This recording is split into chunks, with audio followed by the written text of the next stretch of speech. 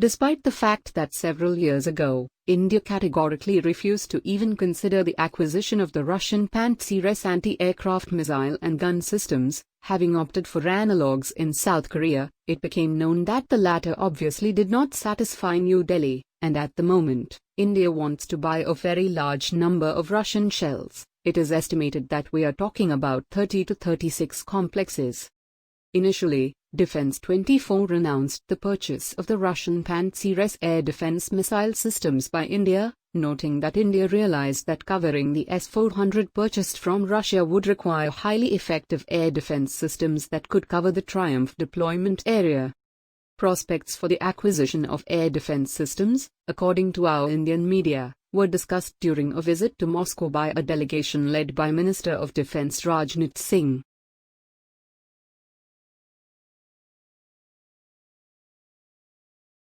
Boeing has completed delivery of all new AH64D Apache and AH64D Chinook military helicopters to the Indian Air Force, IAF. The final 5 of the 22 Apache attack helicopters were handed over to the IAF at Air Force Station, Hindon. Earlier in March, Boeing handed over the last 5 of 15 AH-47 Chinook heavy-lift helicopters to the IAF. India is one of 17 nations to select the Apache and has the most advanced variant, the AH-64D Apache, that is also flown by the US and many other countries. The AH-64D Apache is designed and equipped with an open systems architecture including the latest communications, navigation, sensor and weapon systems. It has an improved modernized target acquisition designation system that provides day, night and all-weather target information, as well as night vision navigation capability, as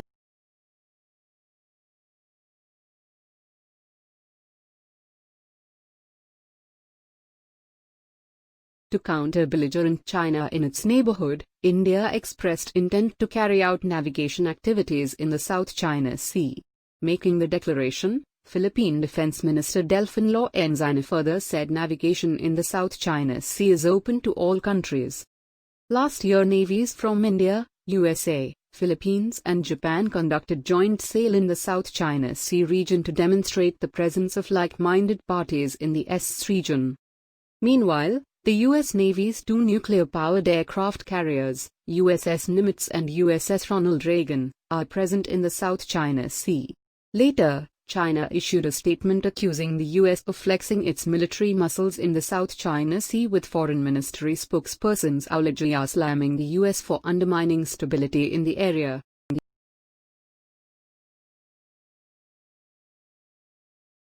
India plans to invite Australia to join the annual Malabar naval exercise that has so far included just Japan and the US, in a move that could risk China's ire. The decision to include Australia in the drills, the first time all members of the regional grouping known as the Quad will be engaged at a military level, comes as Beijing and New Delhi are caught up in their worst border tensions in 4 decades. The exercise will bring together the navies of India, Japan, Australia and the US in the Bay of Bengal at the end of the year, according to senior Indian officials who asked not to be identified, citing rules. New Delhi is expected to clear the way next week for a formal invitation to Australia following final government clearance and consultations with the US and Japan, the officials said.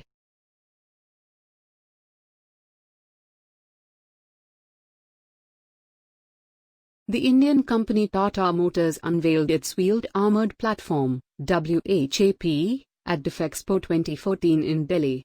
The vehicle platform is developed jointly with the DRDO's Vehicle Research and Development Establishment, VRDE, in Pune. The WEP is still in the trial phase, including high-altitude and floating tests. Considering the high tension between India and China over border issues, these high-altitude tests get a particular interest.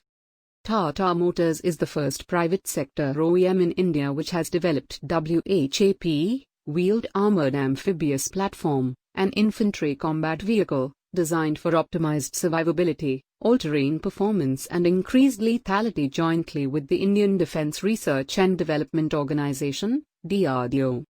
The Indian company Tata Motors unveiled its wheeled armoured platform, WEP, at DefExpo 2014 in Delhi. The vehicle platform is developed jointly with the DRDO's Vehicle Research and Development Establishment, VRDE, in Pune. The WEP is still in the trial phase, including high-altitude and floating tests.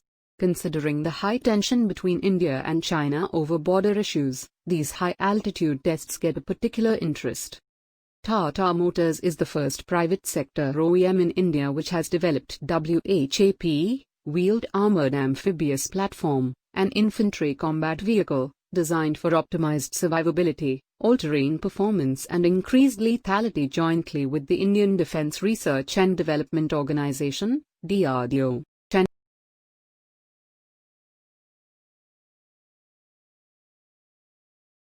Please subscribe to Daily Defense Digest for more such videos.